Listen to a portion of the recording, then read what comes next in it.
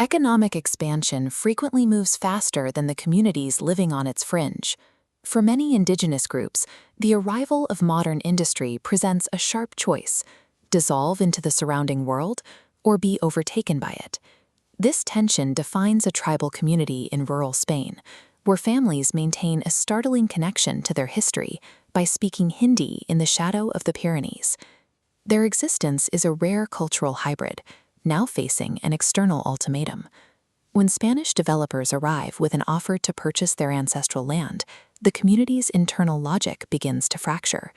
The potential sale creates an immediate crisis of ideology between two generations. Diego, the tribal leader, views this terrain as a physical archive. To him, these mountains are the only place where their ancestors' stories remain audible. Selling the land would mean voluntarily destroying the vessel of their identity. His son, Adrian, sees the same landscape as a trap.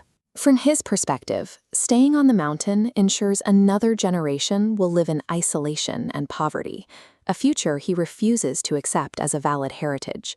The family is caught in a binary trap. They can trade their land for financial security and watch their culture vanish, or they can preserve the land and watch their community dwindle in the face of modern economic reality. This friction boils over at the family bonfire. Their argument mirrors a global struggle, where the reach of the international market collides with the deep-seated desire to remain distinct. Diego uses the forest around them to make his point. He believes a community functions like a tree. If it is uprooted from the soil that fed its ancestors, it will eventually lose its structural integrity and fall. Adrian counters with the same logic.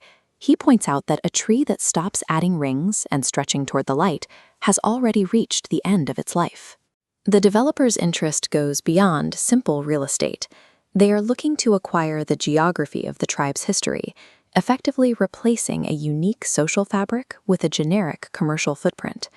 This standoff creates a dangerous internal rift. Diego's demand for total isolation and Adrian's push for total departure leave no room for a middle ground, threatening to shatter the family before the land is ever sold. It becomes clear that neither a total retreat into the past nor a complete surrender to the future provides a sustainable path for survival. The family retreats to an ancient mountain cave, a site used by their people for centuries to document their history in the stone itself. Sophia discovers a sequence of paintings that show their ancestors in a state of constant transition. These early artists depicted their people changing their hunting tools, their clothing, and their methods as the climate around them shifted from ice to green. These images suggest that the tribe's early history was defined by change. The paintings show that the ancestors survived precisely because they were willing to modify their way of life as their environment dictated. When we visualize cultural longevity, we often see two paths. The top path represents a culture that remains rigid, refusing to alter its core practices. When it encounters a significant economic or environmental barrier, it simply stops. The bottom path shows a dynamic culture. It maintains its core identity, its original color, but it weaves around obstacles by integrating new shapes and tools, allowing it to continue indefinitely. These records indicate that the true tradition of their people was never about standing still. It was about the constant, successful navigation of a changing world. This realization changes Adrian's departure. He is still heading to the city, but the move is no longer a rejection of where he came from. He is going to the city to acquire the specific legal and economic tools needed to defend the mountain.